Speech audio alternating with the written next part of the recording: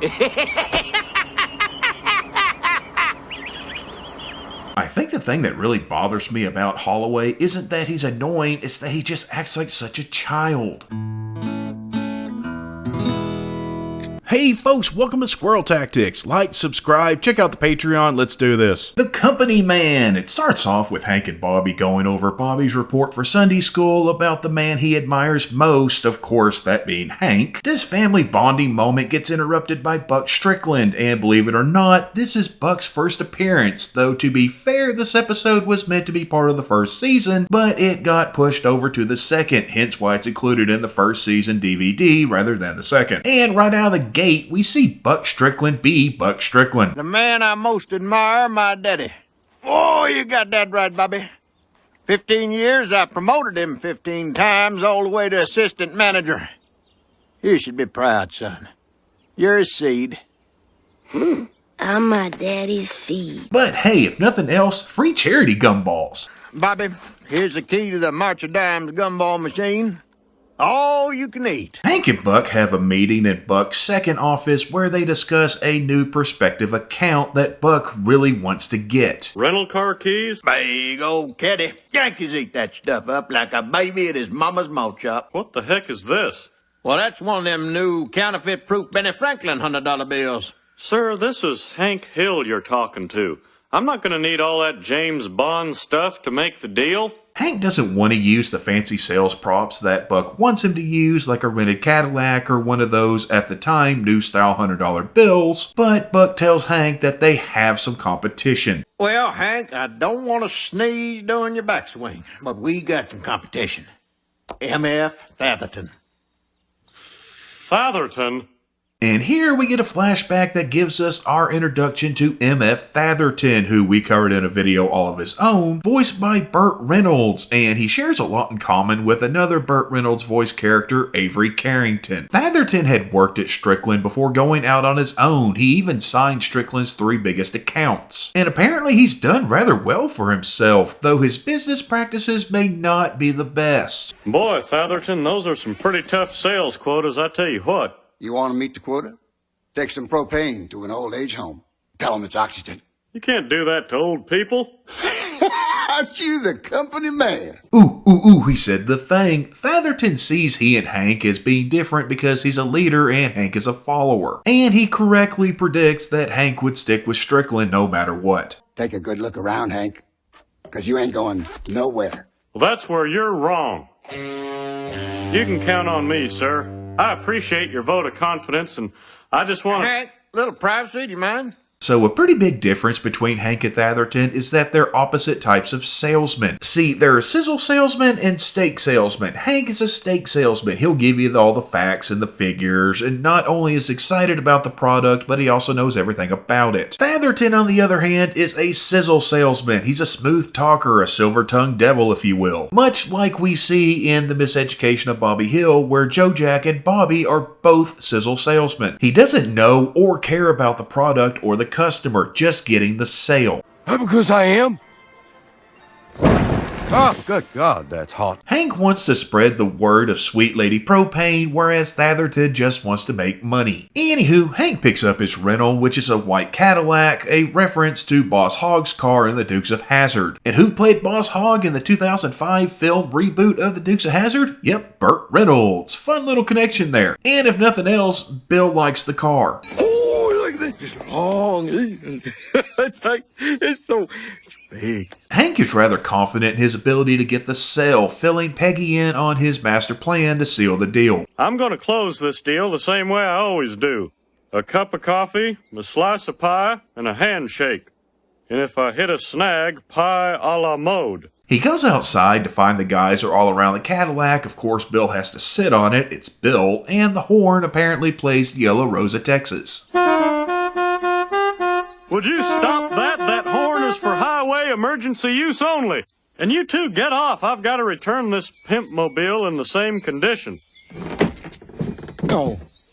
Fun fact here, the yellow in Yellow Rose actually refers to someone of mixed race, and the original lyric was Yellow Girl rather than Yellow Rose. The original lyrics are actually pretty interesting and quite a bit different from the ones I learned as a kid, but it's a classic and was apparently pretty popular on the blackface minstrel circuit. Also, I just want to point out the phrase resplendent clog tournament, not something I thought I'd ever read, though I'm pretty sure Ward would be a fan. Con wants to know why Hank has the caddy and introduces us to a little thing called foreshadowing. Hank's entertaining a business prospect from the east, Mr. Kahn. Oh, I see. Hank suck up to make sale. Con, I have never had to suck up to make a sale, and I never will. Hank and Peggy go to pick the Holloways up from the airport, and yeah, they're being kind of catty as they wait. Suppose the Holloways look like. You know those Boston types, probably small, pale, and wearing penny loafers. Okay, so it's not cool to just stick to stereotypes. There's a whole spectrum of people from Massachusetts, and to think that they all fit that stereotype is kind of close-minded. Put her there, partner. He was right. I stand corrected. Please continue. Mr. Holloway? Is a prom dress tight after a six-pack? Which way to your Cadillac? This one is in the bag. Is a prom dress... Whatever, we're introduced to the Holloways. Neither first name is ever given, but they're voiced by Billy West, who has done quite a bit of voice work, and Stockard Channing, probably best known for playing Rizzo. No, not that Rizzo. Yes, that Rizzo, the one from Grease. I always thought it was odd that they would get a celebrity voice for such a small role, but then again, they got Meryl Streep to play Aunt Esme, so, stranger things have happened. They head back to the Hill House, and Peggy hands out some hot towels, though she used bath towels, so they're a little larger than one would expect. Meanwhile, Hank starts to hand out his sales pitch. Dang, these are Texas-sized hot towels. You know, Peggy heated these towels on our propane-powered hot point range. Did a great job, I'll tell you what. I'll tell you what. I like that. I'm going to say it while I'm here. Yeah, I don't like that. We get enough crap. We don't need people trying to mimic our accent. It's kind of like when rather than say WCW, they say WCW. No, don't do that. It's annoying and a little condescending. But we're still above water on the Holloway annoyances iceberg. Hank continues his sales pitch, but it's boring and doesn't go over well. So, as Peggy reminds him, try pie. So he and Bobby take Mr. Holloway to go get some pie. But Hank's selling still isn't working, seeing as Holloway has the attention span of a dog in a room full of squirrels. Hey, look, there's a real old Texas jukebox, just like in the last picture show. And while he's off chasing a squirrel, Hank orders their pie, pecan, and lets Bobby in on his sales tactic. Don't start off with ice cream right away, because if you run into a hitch, you got no place to go. Holloway returns, but he's complaining about the music selection available. What kind of Texas jukebox is that, for crying out loud? It doesn't even have the theme from Dallas. It should come as a surprise to no one that a random jukebox in Texas wouldn't have the theme song from Dallas. But considering a lot of what Holloway thinks to be true about Texas comes from entertainment media, it's not terribly shocking for him to think that it would be there. Now, if we watch him fiddle here, I'm sure some people would say that he has ADHD or something along those lines, but he reminds me of a child. He can't sit still, he has to play with everything, he's basically a child. J.I., he's a really bad guy who lives on a ranch with his mom. Say, I'm gonna call you J.I. from now on. And like a child, he gives Hank a nickname. Granted, it's better than Dusty Old Bones. Don't worry, I'm not playing that clip. For those unaware, JR is J.R. Ewing from the TV show Dallas, again coming from a place of media consumption. And then Fatherton enters the chat. Well, howdy, Hank. Ain't you going to introduce me to your golden-throated friend here? Hank introduces him in probably the nicest way he could have, considering how much Hank does not like Fatherton. This is the only man ever censured by the Texas Propane Association for lewdness and conduct unbecoming a propane salesman. Fatherton then took over the introduction, and we get one of the best cutoff jokes of the series. MF Fatherton. Fatherton Fuels. Dang glad to meet you, MF. The MF stands for... My friend. Because at Fatherton Fuels, we're everybody's friend, and we want to be your friend too, Mr. Holloway. He takes his leave, and Holloway is quite impressed with Fatherton, which shouldn't be surprising, and Hank has to resort to attempted ice cream bribery. Bobby, you can tell your Sunday school class that you met a real Texan today. M.F. Fatherton. Joe Tiffany, you better make that pie a la mode. Hank then takes Holloway out to the middle of nowhere for some reason to visit the propane crossroads, which aren't an actual thing, or at least I couldn't find anything about this particular location, but Hank thinks that this is as Texas as it gets. Under your very feet, Mr. Holloway, is what's called the propane crossroads. It's the only place in the world you can straddle the east and west pipelines. You want Texas, Mr. Holloway? This is Texas. Holloway disagrees, and honestly the landscape shouldn't be that flat and barren, but he does have an odd request. Where are the oil wells? Where are the rattlers? JR, I want to buy a 6-shooter. Yeah, do not give him a gun. He's gonna shoot somebody, possibly on purpose. I'm pretty sure Hank would rather switch places with Peggy and be bonding with Mrs. Holloway over Frito pie, but instead he's stuck in an eyesore car with this guy who still wants a gun. I told you nicely to buy me a gun. Well, I know it's always fun to take home a keepsake, but your time is so valuable. Tell him whatever you need to, Hank. They head out to the future home of Holloway Hollows, and I don't think Holloway is too impressed with the scenery. Look at all this nothing. What's the suicide rate out here? Do you mean right here? Because this is where Holloway Hollows is going up. Now, there are times that I don't agree with Hank, but this is an occasion where Hank deserved to get popped on the nose with a rolled up newspaper and told no. Something's wrong. Yeah, it's the darn unions. Come on, boys, finish up them little Debbies and get back to work. No, Hank, no. That's a bad Hank. Stop proving your father right. You're not their boss. They don't have to listen to you. Hell, it's quite possible they don't understand you, and there's no way in hell that they're union. No. Something's wrong with you. Where's your cowboy boots? I don't have cowboy boots.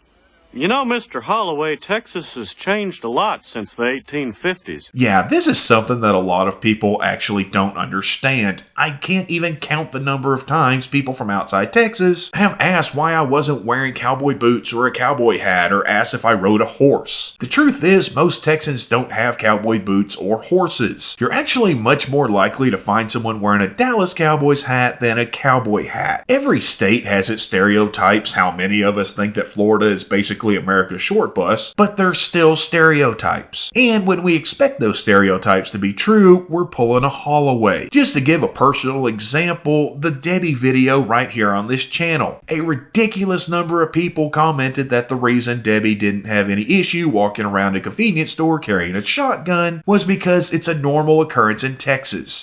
Okay, look folks, I've lived in Texas for 41 years and I have never seen nor heard of anyone carrying a shotgun around a convenience store, especially in a medium-sized city like Arlen. This is not normal, and if you think it's normal, mazel tov, you're pulling a Holloway. Not everyone has a gun, and though it's not out of the ordinary to see someone carrying a holstered sidearm, nobody carries around long guns. We don't ride around on horses, we don't all dress like a 50-year-old at Electric Cowboy, and we certainly do not just carry around shotguns.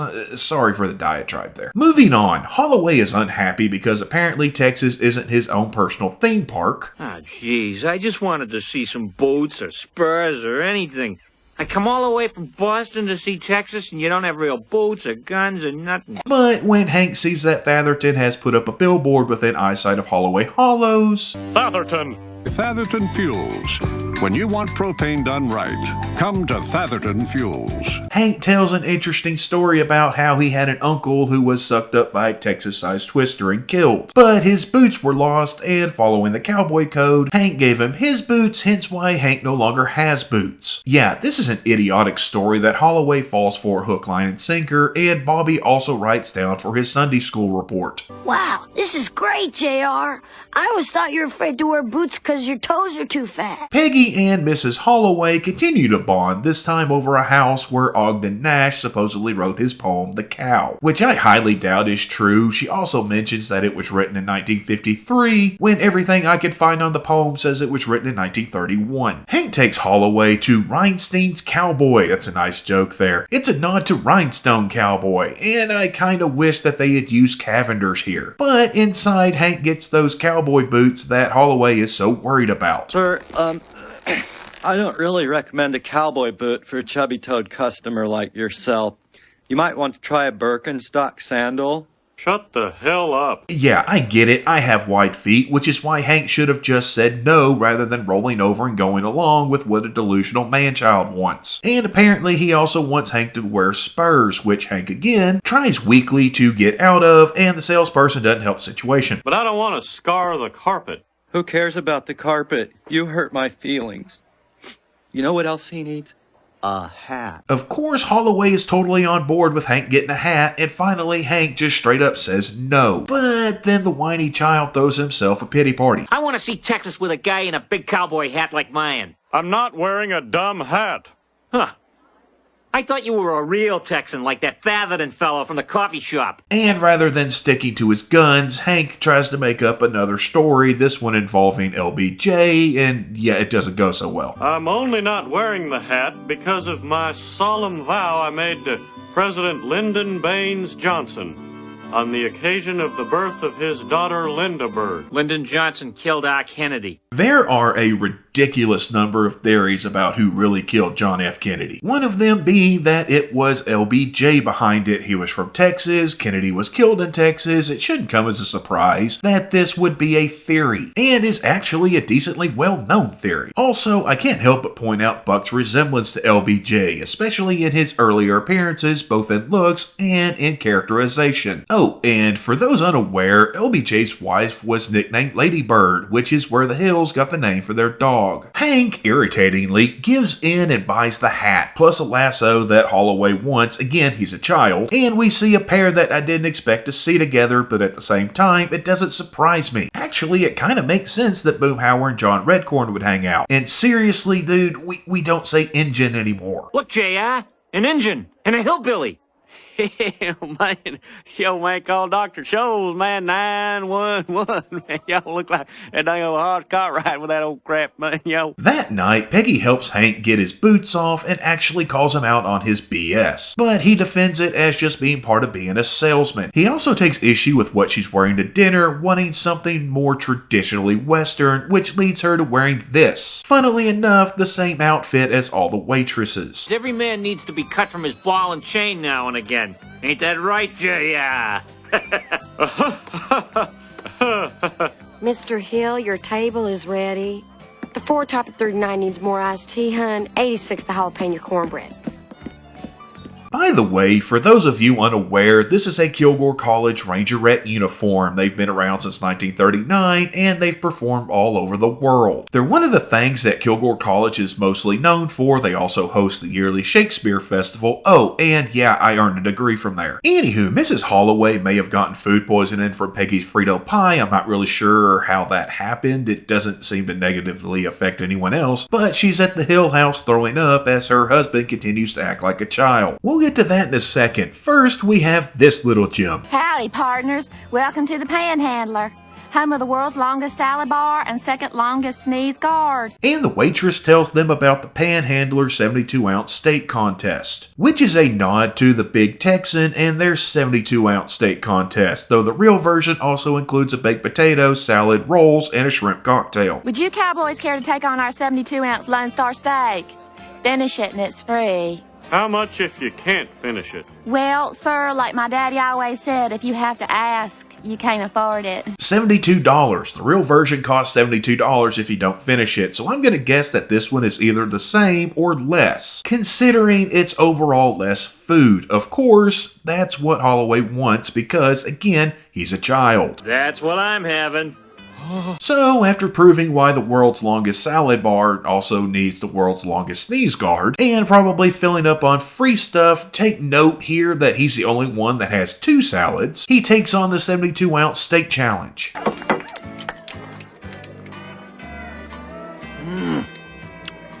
Oh, stick a fork in me. I'm done.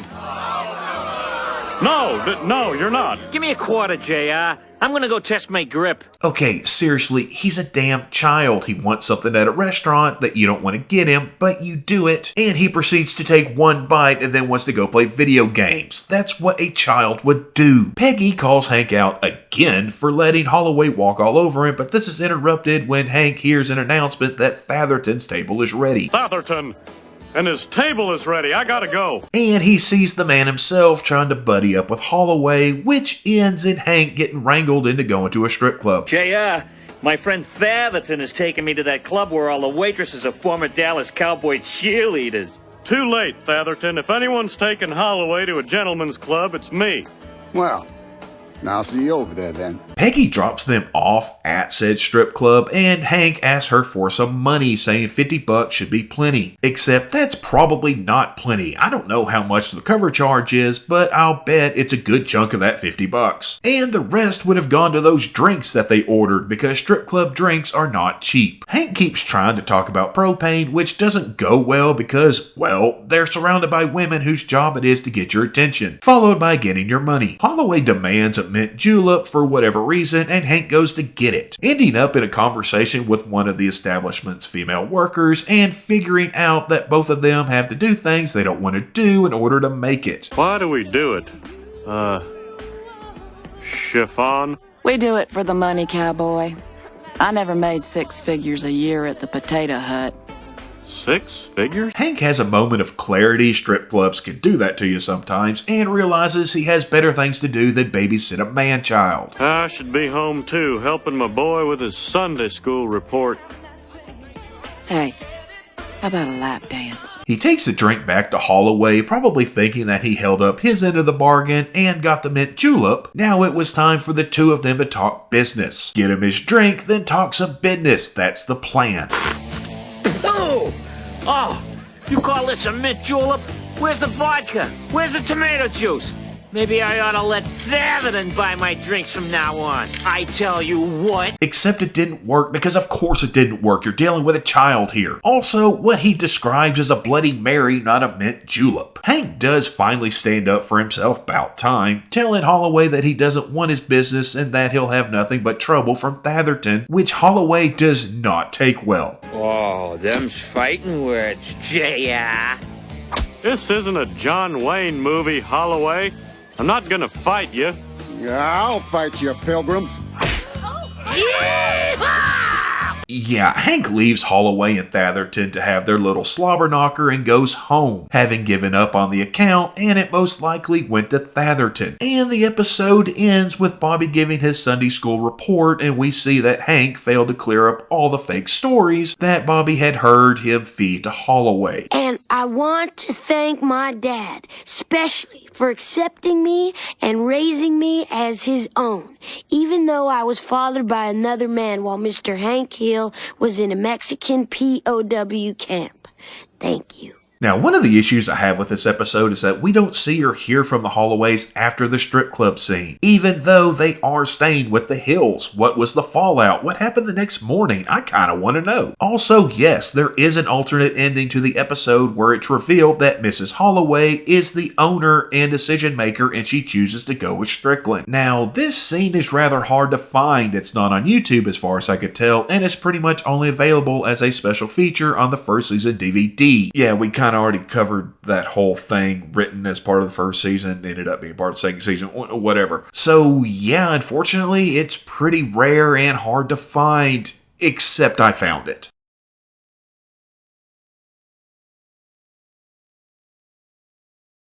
That looks good. I brought dessert. I am so sorry, Peggy. I let you down. I let Bobby down. And here's the kicker. I even let Holloway down. You know why? Because we are the right supplier. I lost sight of what it's all about. Those 3 little carbon and 8 little hydrogen atoms called propane. Excuse me. I couldn't help overhearing. And the smell of your burning clothes woke me up. And, well, I'd like to give you and Strickland Propane the account for Holloway Hollows. Well, that's sweet of you to say, Mrs. Holloway. I only wish women ran the world, but luckily... Hank, I'm Holloway. What? I'm the Holloway of Holloway Hollows.